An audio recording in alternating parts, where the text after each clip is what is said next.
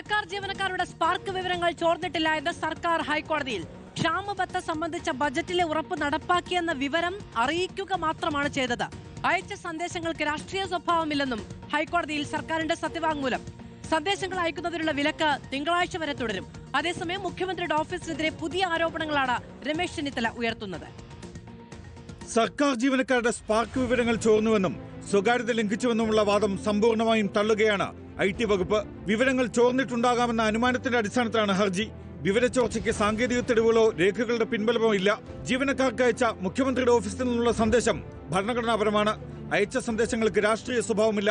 ഒരു രാഷ്ട്രീയ പാർട്ടിയുടെയും പേരിലല്ല സന്ദേശം അയച്ചത്. സംസ്ഥാനത്ത് മാതൃകാ പെരുമാറ്റച്ചട്ടം നിലവിലില്ലാത്ത സമയത്താണ് സന്ദേശം. സർക്കാർ ജീവനക്കാരുടെ വിവരങ്ങൾ ചോർത്തി സ്വകാര്യത ലംഘിച്ചിട്ടില്ല. മുഖ്യമന്ത്രിയുടെ ഓഫീസ് ജീവനക്കാർക്ക് സന്ദേശം അയച്ചത് ഭരണ നിർവഹണത്തിന്റെ ഭാഗമാണ്. സർക്കാർ ജീവനക്കാർക്ക് നൽകുന്ന സേവന പ്രയോജനം അറിയിക്കുകയാണ് ചെയ്തത്. ഹർജിക്കാരുടെ ഭരണഘടനാ അവകാശങ്ങൾ ലംഘിക്കപ്പെട്ടിട്ടില്ല. ജീവനക്കാർക്ക് ക്ഷാമബത്ത നൽകുമെന്ന് മുഖ്യമന്ത്രി 2024 ജൂലൈ 10 നിയമസഭയെ അറിയിച്ചു. ഇക്കാര്യത്തിലെടുത്ത തീരുമാനമാണ് വാട്സാപ്പ് സന്ദേശം വഴി അറിയിച്ചത്.